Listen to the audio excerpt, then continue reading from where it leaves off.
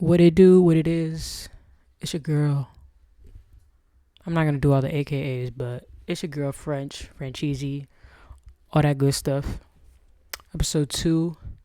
Before I even start this episode, I want to give a huge thank you to everyone who watched my last one, everyone who commented, shared, liked it, subscribed, all that jazz. I got a lot of support after that first video, and like I said, this podcast thing was really just for me, but seeing the support like that did it for me. So definitely thank you. Shout out to y'all. And I didn't even think people were even gonna like tune in or watch, or I don't know. Kind of just makes me emotional thinking about it, but shout out to y'all. Thank you so much. These vlogs are supposed to just be for me, and anything that I say on here, of course, I put it out so other people can hear it, but in all honesty, it's really for me. Like genuinely, like I watched the first one, and it's basically me talking to myself and telling me things that I need to hear.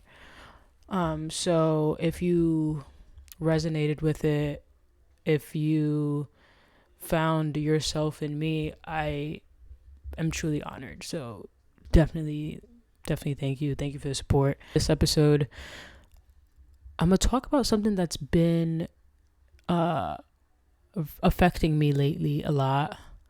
Well, I've just been aware of it, and it's something that we all have: childhood trauma. It's something that I have been taking a lot of note of as of late, because I'm starting to see how it's been affecting me in my adulthood. Just been watching a lot of videos and stuff, because I've literally been catching on, because trauma's a sneaky little bitch. It really pops up everywhere and anywhere, and you wouldn't even think that it traces back to your childhood, and it do. It do. So I was watching this interview, Diary of a CEO, with Dr. Gabriel Mate. I think that's how you pronounce it. I'm not sure. I'll probably just put the link if you guys want to watch it. Really good video. The guy's super insightful. He was talking about trauma. We usually think of trauma as like a traumatic event, right? Like if something really bad happens, it's traumatic, right? But he defines trauma as a psychological wound left after an experience. So an experience is just an experience. Like if something really bad happens, it's an experience before it is bad. We are the ones who put the label on that, right? So he describes trauma as a psychological wound that happens after an experience. And he also says that if it's a wound, it can be healed. It's like if you fall and scrape your knee, put Neosporin on it and it'll, right? Like you can heal it. In describing trauma as a wound, it kind of takes that scary stigma away from it, that it's like, oh my God, I had so much trauma in my life and yada yada. It stops being like a mysterious thing, and it starts being something you can do something with. Like you can facilitate your hurt into something that helps you grow. It now has a meaning to it, versus, oh my God, all this stuff happened to me. Why? Woe is me. There's so much power in that, in viewing trauma with a different perspective. Not something that happened to me, but something that happened for me, for my growth, right? Obviously, in the moment, we're like, oh, this shit sucks. Like, I don't deserve this, blah, blah, blah. There's a lot of power in changing your perspective on it, and seeing how you can turn that hurt into growth. What is life trying to show you by having you experience that? Because everything is a learning opportunity. Every single thing, every good thing, good. Every bad thing is an opportunity to grow, an opportunity to learn. So in changing your perspective, it doesn't let an experience ruin you. It's like literally perspective is a superpower. If you can change your perspective on things, nothing can hurt you, because you'll take everything and see it in a light full of opportunity and growth. Watching that interview, it really made me think about my own trauma, right? My own experiences that left a wound that I now have to deal with in my adult life.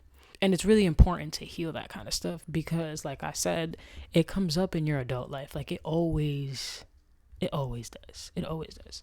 In the ways that you wouldn't even think. It's really annoying to have to be in your adult life and having to deal with not only adult problems like paying bills and like just adult life, which is just fucking it's a lot, but you also have to deal with the childhood stuff from way back when that you never healed, that are now causing you even more problems in your adult life. Like that's really annoying.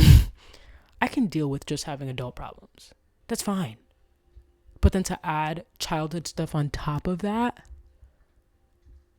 that's aggravating. Like why? It's fine though. It's fine. Regardless of how you grew up, we all have to heal from childhood shit. Even the people that you think had the best childhood in their life, promise you there's something that they got to like deal with, because perspective. As a kid, you don't see things through an adult lens where you have the experience to understand things. For example, I grew up with both of my parents, happily married, and they're two amazing parents. I grew up in a spiritual household. All this stuff that people are now learning about, like vision boards and manifesting and healing your mind and Reiki and all that stuff. I have been knew that. Like literally, I grew up on that stuff. That stuff was like my Bible. I was a Reiki master at like 10. Like this is stuff that I knew. So somebody like looking from the outside, and you'll think, oh, like she's got it all figured out. Like she's good. Like she had it great. And I did, compared to like other people. I definitely did, and I'm extremely grateful for that. But I have my baggage too. I've recently discovered, or newly discovered, that I have abandonment issues. And the reason why I have abandonment issues, listen to this. This is why perspective is a crazy thing. Is because my parents, they would have to obviously go to work and all that jazz. And I was young. Like I couldn't stay in the crib by myself. Like I just couldn't. So they would drop me off at my grandma's house so that they can like work and do whatever. And I hated it. I hated going to my grandma's house. I love her, but I hated it. And that caused like resentment towards my parents, resentment towards my grandmother. I just felt abandoned. Like, why would you leave me here? I didn't want to be here. Why would you leave me here? But I didn't understand as a kid that they had to go to work. Like, they had stuff to do. They had to put food on the table. But that resentment and that feeling of abandonment never left, even though it was illogical, right? Because as a kid, I have my own perspective, and what I feel in the moment is what I feel, and I'm valid in my feelings. So now as an adult, I feel the remnants of that in my relationships, romantic, platonic, and other stuff too. It's just so crazy, and it's become an issue now, like an actual issue. Whereas back then, it wasn't an issue. Like it wasn't like they left me on the side of the street. You know what I mean? So I'm like, now I see myself reacting to things in an illogical way, or a childlike way, because at the end of the day, it's my inner child that's reacting to my own trauma slash psychological wound that I never healed, right? Things will touch the bruise and it'll hurt. And I didn't realize that it was because of my childhood that was why it was happening. And I've felt this way, or remnants of this, like for a while. And I was always like, why do I feel this way? Like, this is so crazy for me. Like, I'm not the jealous type. Why am I getting mad that my friends are leaving me to like hang out with their other friends? It's just like little things like that I had to check myself. I did some digging because we all have to dig. Did some digging and I'm like, yo, I'm basically waiting for my parents to come home and pick me up in my adult life. Like the little child in me, the little kid in me is waiting for my parents. And I would grow resentment towards whoever for a reason but for no reason. And that's just one example of many of how unresolved childhood stuff comes up in our adult life and we don't even know. Like we just chalk it up to, oh, that's just how I am, or XYZ, but it's literally stuff from your childhood that you wouldn't even think twice about. It's literally so insane. Your issues are your issues, right? I'm not the center of the universe or anyone's universe, but I'm the center of mine. And in my universe, I'm hurting, I'm feeling all these things, and I'm valid in how I feel. But I have to fix the problems in my universe so that I don't go and affect other people's universes. Like I have to fix my inner world in order for me to effectively and efficiently interact with my outer world, because my outer world is just a reflection of my inner world. If I'm fucked up in here, my perspective of the outer world is also going to be fucked up. So yeah, that's what perspective is, a crazy thing. How we interact with our outer world is just a reflection of how we interact with ourselves. And if you have that perspective of just hurt and anger and why me, why me, why me, it's not a surprise that your outer world is going to reflect that. You're going to experience things with a perspective from that lens, watching everything from that lens, and it's all going to be gray. If you fix your inner world, you're looking at your outer world with rose-colored glasses. It's, bro, this life thing, it's seriously like a game. It's like a game, and once you figure out how to play, that's how you live. And of course, like, we all have growing to do, and it never stops. Literally never stops. Just because I fix my abandonment issues doesn't mean I don't have anything else to fix. Like, it's a never-ending growth. That is life. That's the journey of life. It's just evolution and growing within yourself.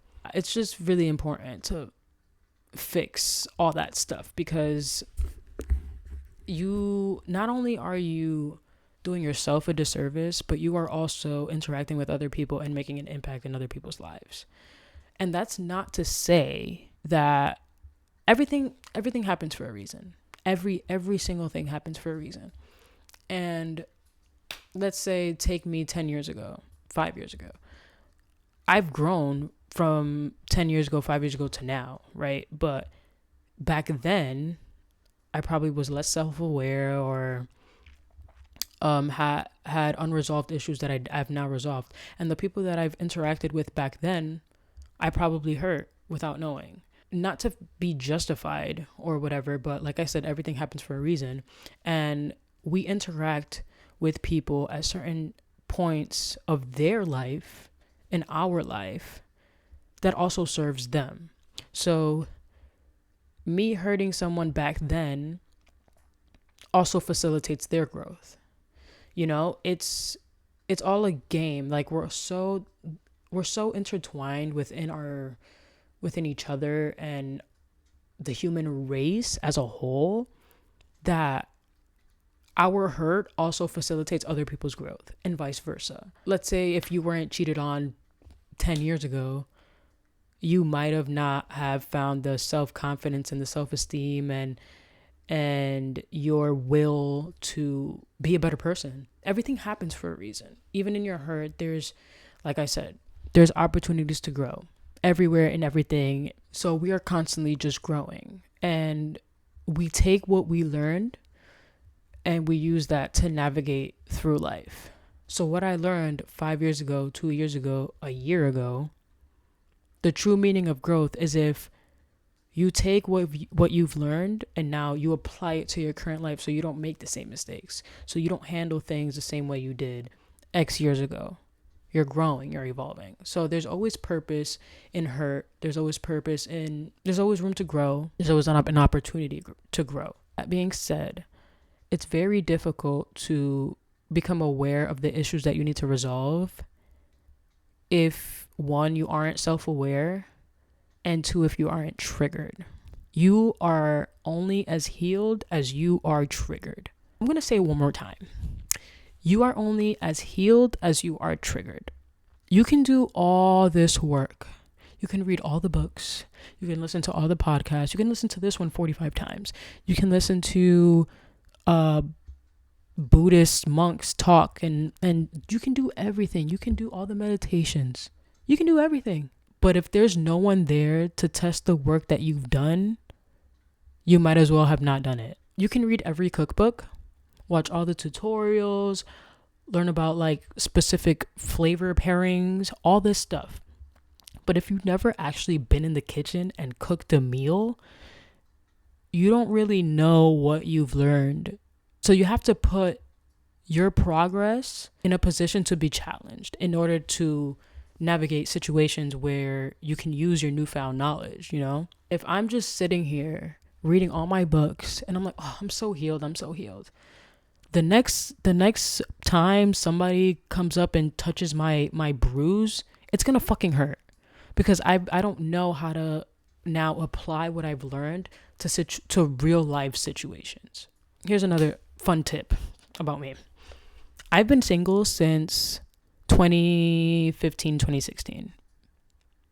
Long time. Very, very long time. Yeah, I've dated, but it's never been like an official thing. You would think how people are like, oh, I have to be single so I can heal. And yes, in part that is true. But also you can only heal as much as you are triggered. In that time that I was single, yes, I've dealt with people and stuff, and I've definitely learned a lot without being in an official relationship. That doesn't mean that now that I am in a relationship that I'm this healed and magical person that has nothing wrong with them. Girl, listen, the issues that I have been aware of is literally after dating my shorty. Like, it's now after that I'm like, oh wait, I have a lot more issues than I thought. Not to say that it's a bad thing, but it just goes to show you literally are only as healed as you are triggered. Now that I'm in a serious relationship, I'm noticing my own faults and learning to navigate that and heal that, so that way I can grow as a person and I can also grow in my relationship. It's very tricky. You have to literally be aware of how you are feeling and pinpoint it. But also, that's to say, it's not enough. It's not enough just to be aware of what you're feeling. It's not enough to be like, oh yes, I feel abandoned because when I was a kid, blah, blah, blah, blah. That's not enough.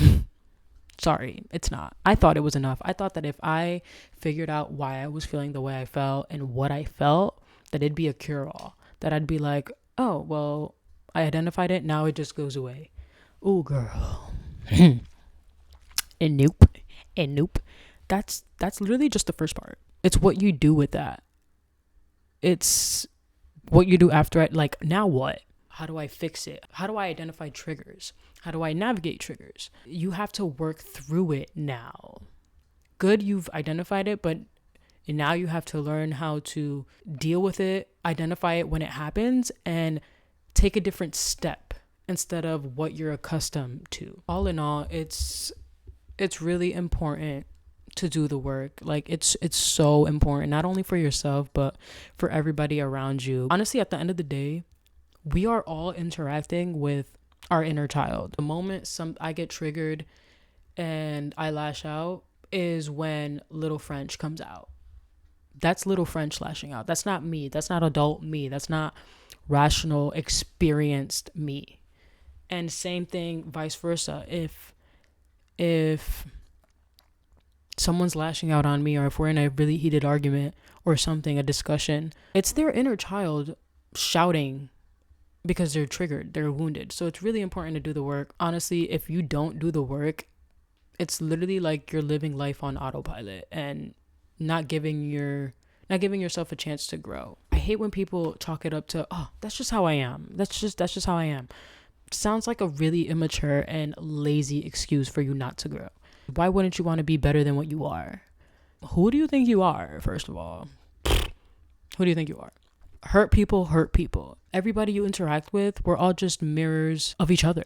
Like I keep saying, everyone we know, every experience we go through is just an opportunity to see what you need to work on yourself. If you're constantly having problems with your partner or with your friends, honestly, what you should do is look inward. And I know that's a cliche saying, but literally look inward, because what is bothering you about them is inside of you. You recognize something inside of them that you recognize in yourself. And you can switch that too.